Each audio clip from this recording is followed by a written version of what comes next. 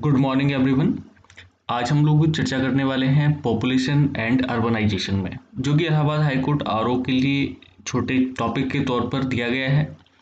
और इस population and urbanisation section को हम लोग कंप्लीट करेंगे। कुछ तो पार्ट है, लाल एंड लाल की बुक जो है, जो सिविल सर्विसेज की बुक है, उसमें स्पेशल चैप्टर है पॉपुलेशन एंड अर्बनाइजेशन का।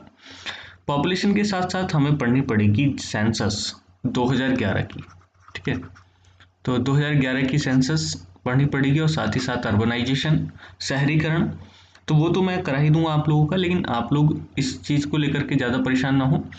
लेकिन आप लोगों को ध्यान रखना है कि जो एग्रीकल्चर सेक्शन है, कॉमर्स का सेक्शन है और ट्रेड का, वो ज़्यादा इंपॉर्टेंट है। वहाँ से सवाल ज़्यादा बनते हैं, पॉपुलेशन से और अर्बनाइजेशन से उतने ज़्यादा सवाल नहीं बनते हैं।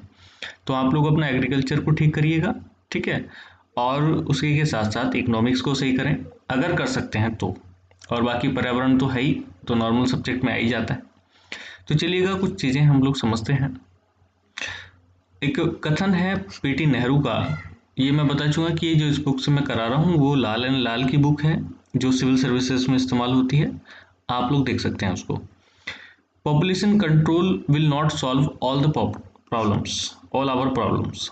मतलब हमारी जो समस्याएं हैं वो पॉपुलेशन सॉल्व नहीं कर सकती, पॉपुलेशन कंट्रोल।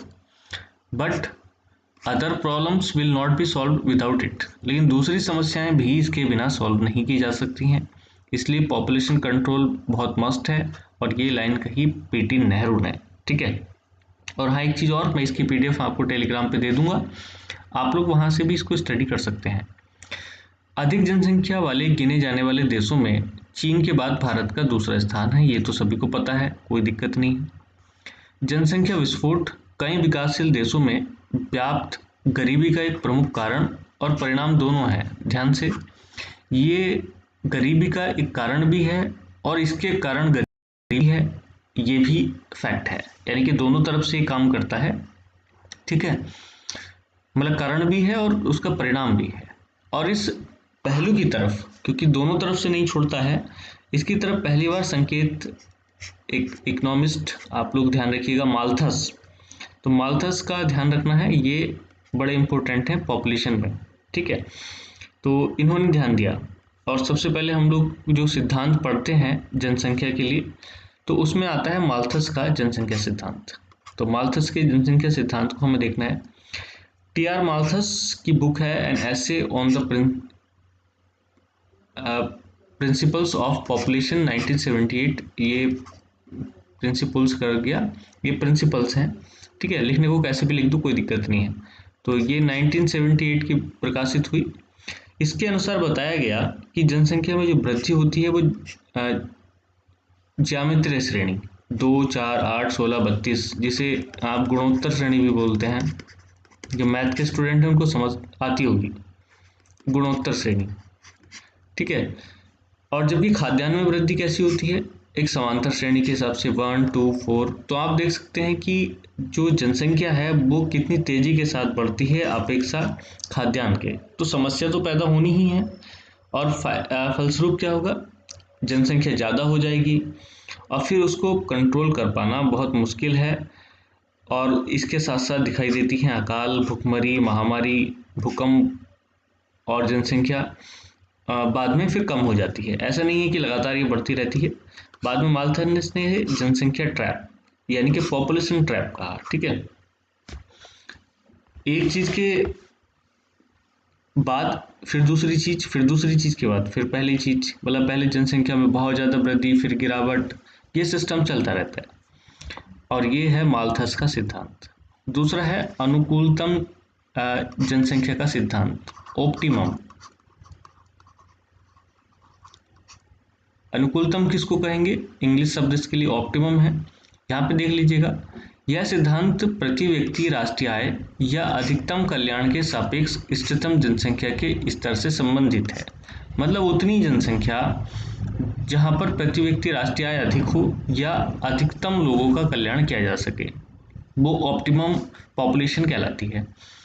आपने देखा हो कि अगर ऑप्टिमम लेवल से ज़्यादा जनसंख्या हो जाए तो फिर ना तो उनकी प्रति व्यक्ति आय बढ़ेगी, क्योंकि जनसंख्या बढ़ जाती है, डिवाइड करना पड़ता है हमें टोटल उसको, और ना अधिकतम लोगों का कल्याण किया जा सकता है। एडविन कैनन ने इसे सर्वप्रथम ऑप्टिमम शब्द दिया, आपको ध्यान रखना है, एडविन कैनन। डाल्टन के हिसाब से अनुकूलतम जनसंख्या वह होती है जो प्रति व्यक्ति अधिकतम आय प्रदान करती है। तो ये जो परिभाषाएं हैं ये आपको ध्यान रखनी है, डाल्टन ने क्या कहा, ठीक है। अनुकूलतम जनसंख्या सिद्धांत के अनुसार यदि किसी देश में जनसंख्या अनुकूलतम से कम है तो जनाभाव यानी कि लोगों की संख्या कम, और यदि अनुकूलतम से अधिक है तो जनाधिक्य की स्थिति होगी। और ये फॉर्मूला दे दिया डाल्टन ने, आप इसको देख सकते हैं चाहें तो, m equals a minus O upon O. तो ये तो एक्चुअल पॉपुलेशन हो गई, ये ऑप्टिमम हो गई, ठीक है। तो ऑप्टिमम कम ही रहेगी, एक्चुअल जनसंख्या ज़्यादा हो जाती है, तो फिर लोगों की संख्या ज़्यादा बढ़ जाएगी, जनाधिक्य होगा। और अगर ऑप्टिमम से कम है तो ये फिर जो संख्या पॉपुलेशन है ये कम हो जाएगी। इसमें कोई ज़्यादा आवश्यकता नहीं है, ठीक है। बस आपको ये ध्यान रखना है कि m धनात्मक भी हो सकता है, ऋणात्मक भी हो सकता है। जनाधिक्य मतलब m का धनात्मक होने का मतलब है जनाधिक्य, m ऋणात्मक का मतलब न्यून जनसंख्या, और यदि m शून्य है तो वास्तविक और अनुकूल जनसंख्या, अनुकूलतम जनसंख्या बराबर है, यानी कि जो एक्चुअल पॉपुलेशन है वो ऑप्टिमम के बराबर होगी, ये आप देख सकते हैं। उसके बाद है थ्योरी ऑफ डेमोग्राफिक ट्रांजिशन, ये सबसे ज़्यादा इम्पोर्टेंट है आपके लिए। जनांकीय यानी कि डेमोग्राफिक ट्रांजिशन कैसे होती है वो आपको समझना है। जनांकीय संक्रमण सिद्धांत वैसे 1929 में W.M. थॉमसन ने दिया, पर इसे व्यवस्थित और वैज्ञानिक रूप देने का श्रेय जाता है फ्रैंक नोटेनस्टीन। क्या नाम है इनका? फ्रैंक नोटेनस्टीन। और इन्हीं को कहा जाता है फादर ऑफ डेमोग्राफी, ठीक है। डेमोग्राफी के जनक कहा जाता है इन्हीं को। तो आप समझ गए होंगे, जिसमें बाद में सीपी ब्लेकर, हुबर और टोडेरो ने महत्वपूर्ण योगदान दिया। इन तीनों को नाम याद कर लीजिएगा, सीपी ब्लेकर, हुबर और टोडेरो, ठीक है। ऊपर बस आपने कौन कौन से नाम दोबारा से याद कर लीजिएगा, माल्थस, डाल्टन, ठीक। और अब ये तीन नाम ब्लेकर, हुबर और टोडेरो, अभी तक 5 नाम आए हैं और पांचों के नाम आपको याद करने हैं। यह सिद्धांत विकसित क्षेत्रों के वास्तविक अनुभवों पर आधारित है, ठीक है। तो इसमें अलग अलग चरण होते हैं, एक्चुअल में कुछ लोग 5 चरण स्वीकार करते हैं, कुछ लोग 3। तो संक्रमण सिद्धांत के अंतर्गत लोग अलग अलग चरणों की बात करते हैं, पर अधिकांशतः किसका चरण स्पेशल है? पीसी ब्लेकर का। सीपी ब्लेकर क्या कहते हैं? जनसंख्या परिवर्तन के आधार पर जैसे जैसे पॉपुलेशन चेंज होती है उसके आधार पर 5 फेजेस होती हैं, ठीक है। 5 फेजेस की बात करते हैं, जबकि टोडेरो 3 फेज की बात करते हैं, क्योंकि उनके जो दो हैं वो मिलकर के एक में आ जाते हैं, ठीक है। अभी आगे बताऊंगा कैसे। ब्लेकर के विचार से हम देखते हैं कि भारत 1970 में ही तीसरी अवस्था में प्रवेश कर चुका है। 1921 से पूर्व जनसांख्यिकी संक्रमण की प्रथम अवस्था में था और 1921 के बाद से दूसरी अवस्था में प्रवेश कर गया। 1921 को महान विभाजक वर्ष भी बोलते हैं, ये आपने पॉपुलेशन में पढ़ा होगा, ठीक है। क्योंकि चलिए होमवर्क है, आप बताइएगा क्यों महान विभाजक वर्ष इसको कहा जाता है 1921 को, ठीक है। चलिएगा, ये हैं 5 phases, first, second, third, fourth and fifth phase. इसमें जन्म दर कैसी होती है, मृत्यु दर कैसी होती है और उसमें क्या रिजल्ट्स होते हैं, ठीक है, परिणाम क्या होते हैं, वो आप लोग देख सकते हैं। पहली अवस्था जब कृषि प्रधान अवस्था होती है तो फर्स्ट फेज में जो जन्म रेट है वो भी बर्थ रेट और डेथ रेट भी दोनों हाई होती हैं। तो जनसंख्या स्थिर होती है, और अगर होती भी है, बढ़ती भी है तो बहुत धीमी गति से, क्योंकि दोनों ही डेथ रेट और बर्थ रेट दोनों ही ऊंची होती हैं। जब इंडस्ट्री डेवलपमेंट की ओर हम लोग चलते हैं और अन्य विकास की तरफ हम लोग चलते हैं तो हम लोगों के पास बहुत सारी चीज़ें ऐसी होती हैं, इंस्ट्रूमेंट, और मेडिकली जब हम डेवलप हो जाते हैं तो हमारी मृत्यु दर या डेथ रेट में कमी आनी शुरू हो जाती है। जबकि जन्म दर ऊंची ही बनी रहती है, क्योंकि हम लोग मृत्यु को रोकने की कोशिश करते हैं, जन्म को नहीं। तो डेथ रेट में तो पर्याप्त कमी आ जाती है, लेकिन जो वो है बर्थ रेट वो ऊंची बनी रहती है, और इसका परिणाम होता है भाई 100 बच्चे पैदा हो रहे हैं, मर 70 रहे हैं, तो आप समझ सकते हैं कि 30 की तो बढ़ोतरी हो ही रही है। तो यहाँ पर तीव्र वृद्धि होती है और इसे कहा जाता है जनसंख्या विस्फोट। ये आपको ध्यान रखना है कि जो भी जननांकीय संक्रमण सिद्धांत है या डेमोग्राफिक ट्रांजिशन प्रिंसिपल है, उसके तहत दूसरी अवस्था को क्या कहा जाता है, जनसंख्या विस्फोट। और इस बात को सभी लोगों ने स्वीकार किया, ठीक है। तो जनसंख्या विस्फोट कौन से फेज में, दूसरे में। फिर अवस्था और आगे की तरफ चलती है, लोग और ज़्यादा विकसित होते हैं, इंडस्ट्री प्लस एग्रीकल्चर, ठीक है। पहले सब क्या करते हैं, आपने योजनाओं में भी देखा होगा, पहले कृषि को प्रधानता दी जाती है, फिर उद्योगों को प्रधानता दी जाती है, फिर दोनों को मिला करके कृषि प्लस इंडस्ट्री, तीसरी पंचवर्षीय योजना में ऐसे ही था। तो जन्म दर में कमी आती है यहाँ पे, और यहाँ भी कमी आती है, ठीक है, दोनों चीज़ों में कमी होनी शुरू हो जाती है। तो जनसंख्या की वृद्धि दर में कमी, अब जनसंख्या जो बढ़नी तेजी के साथ शुरू हुई थी वो कम हो जाती है, पर जनसंख्या की भयावह स्थिति हो जाती है, क्योंकि दूसरी फेज में ही इतनी जनसंख्या बढ़ जाती है कि वो एकदम से खत्म नहीं हो सकती है, ठीक है, उसके लिए एक समय होता है। तो जन्म दर गिरने के बाद भी तीसरी अवस्था में, ठीक है, गिरने के बाद भी जनसंख्या बहुत ज़्यादा मात्रा में होती है, लेकिन वृद्धि कम होनी शुरू हो जाती है। वृद्धि तो तभी होगी ना जब इनमें डिफरेंस होगा, जन्म दर ज़्यादा और मृत्यु दर कम। इसको समझने की कोशिश करना, आप लोग याद कर, रट्टा मारने की जरूरत नहीं है।